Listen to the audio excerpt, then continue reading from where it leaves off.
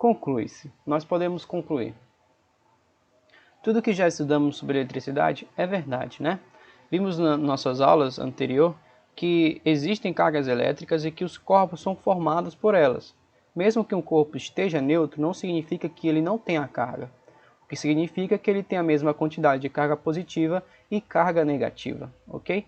E se por acaso atritarmos ou colocarmos em contato com um corpo eletrizado, um corpo neutro, ou se induzirmos a carga por um indutor, ocorrerá um processo de eletrização. O meu corpo que estava neutro vai passar a ficar eletrizado. E o que significa estar eletrizado? Significa que eu vou ter um número maior de cargas positivas sobre o número de cargas negativas, ou o contrário, o número de cargas negativas maiores do que o número de cargas positivas. Sempre recordando que a carga positiva é representada pela partícula do próton, que ela vai estar dentro do núcleo do átomo. E a carga negativa vai estar dentro, vai ser representada pelo elétron, ok? Todos os corpos realmente possuem carga, né?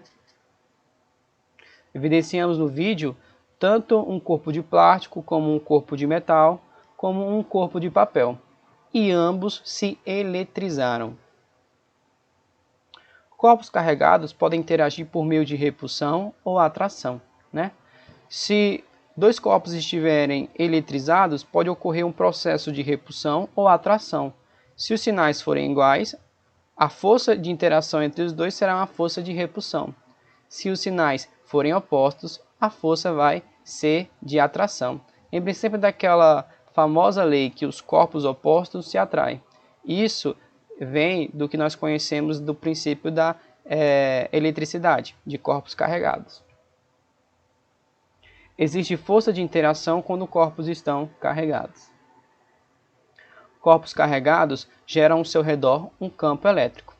Então, se o corpo estiver sozinho, eletrizado, em um determinado ponto do espaço, ao seu redor vai haver o que nós chamamos de campo elétrico. Então, se colocarmos um outro corpo carregado próximo desse ponto, dessa carga de campo elétrico, nós vamos ver que esse corpo ele vai sofrer influência do campo elétrico dessa carga. Mas assim como o Homem-Aranha, onde tem a famosa frase, com grandes poderes vem grandes responsabilidades, na ciência, em especial na física, novos conhecimentos sempre gerarão novos questionamentos, né? Sabemos que os corpos são eletrizados, que eles interagem, né? Então, vai surgir a partir desse vídeo e desses conhecimentos novos questionamentos para nós. E quais seriam eles? O que seriam realmente força elétrica e campo elétrico? Qual seria a definição física para esses dois conceitos? Eu posso mensurar essas grandezas? E como eu posso fazer isso, né? Como é que eu posso fazer para mensurar a quantidade de força elétrica ou a proporção desse campo elétrico? Iremos ver isso nos próximos slides. Antes da explicação, vamos ler uma pergunta sobre força elétrica. Questão de um vestibular. A lei de Coulomb afirma que a força de intensidade elétrica de partículas carregadas é proporcional. Sempre em minhas aulas, quando estamos resolvendo essa questão, eu gosto de analisar a equação e mostrar para vocês quais variáveis são inversa ou diretamente proporcionais. Lembrando que quando uma variável é proporcional à outra, significa o quê? Significa que quanto maior for uma, mais eu aumentar uma, a outra também terá que aumentar, já que as duas são diretamente proporcionais. Se eu dissesse que são inversamente proporcionais, significaria o contrário.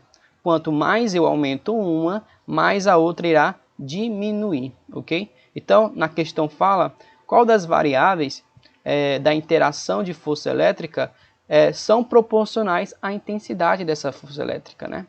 As alternativas são as afirmativas. As cargas das partículas, quanto maior for a carga da partícula, maior será a minha força de intensidade elétrica. Essa afirmativa está correta? As massas das partículas, ao analisar a força elétrica, nós levamos em consideração a massa das partículas? Ao quadrado da distância entre as partículas?